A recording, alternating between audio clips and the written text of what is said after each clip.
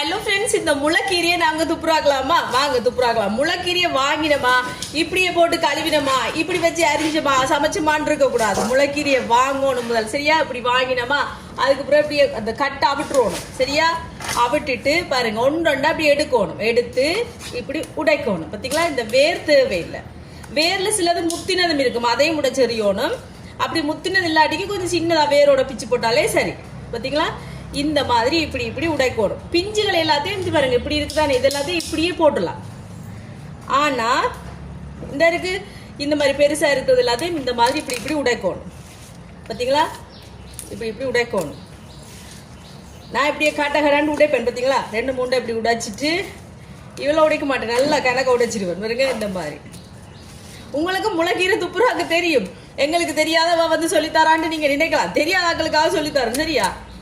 இங்க பாருங்க, இப்படி மண்ணுகள் எல்லாம் இருக்கும், தெரியுதா உங்களுக்கு?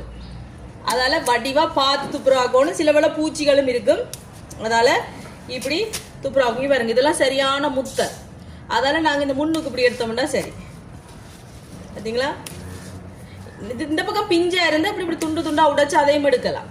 ஆனா இது கொஞ்சம் முத்தலா இருக்கு, அதெல்லாம் நான் எடுக்கல. இப்ப இப்படி எடுத்துட்டோமா, பாருங்க, இப்படி கையில புட்டிச்சு கொண்டு அரிய வேண்டியதான். கட்ட கட்ட கட்ட. பார்த்தீங்களா? இப்படி அரிஞ்சிட்டு கழுவலாம். ஆனா இப்படி அரிஞ்சிட்டு கழுவினா கொஞ்சம் சத்துகள் வேஸ்ட் ஆயிடும். இங்க பாத்தீங்களா நண்பர்களே, பூச்சி பாத்தீங்களா? பூச்சிங்க எப்படி பாத்தீங்களா? அதாலதான் சொல்றது, பார்த்து துப்புரவாக்கணும் கீரையை வடிவா.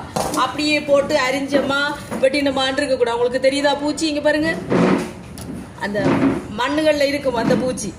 வேணாம், அது பார்த்தோன்னு ஒரு மாதிரி இருக்கு, அதனால எனக்கு அது வேணாம். அது இருக்கட்டுக்கு மற்றது துப்புராக்குவோமா. இப்படியே கழுவி போட்டும் வெட்டலாம். வெட்டிட்டு கழுவினா சத்து போயிடுமென்னு சொல்லுவீங்க. ஆனா எனக்கு இந்த பூச்சி எழுதால நான் எப்படியுமே துப்புரவாக்கி வெட்டி போட்டு தான் கழுவுவேன். நீங்க கழுவாம கழுவி போட்டும் வெட்டலாம். பார்த்தீங்களா? இங்க பாருங்க நண்பர்களே, பார்த்தீங்களா? இதாலதான் சொல்றது, பார்த்து கீரையை நிதானமா இடத்துல இருந்து துப்புரவாக்கி சமைக்கணும். இப்ப நான் இந்த பூச்சியை கண்டுட்டு சமைக்கிறேன்னு தெரியாது, சமைச்சா உங்களுக்கு காட்டுறேன்.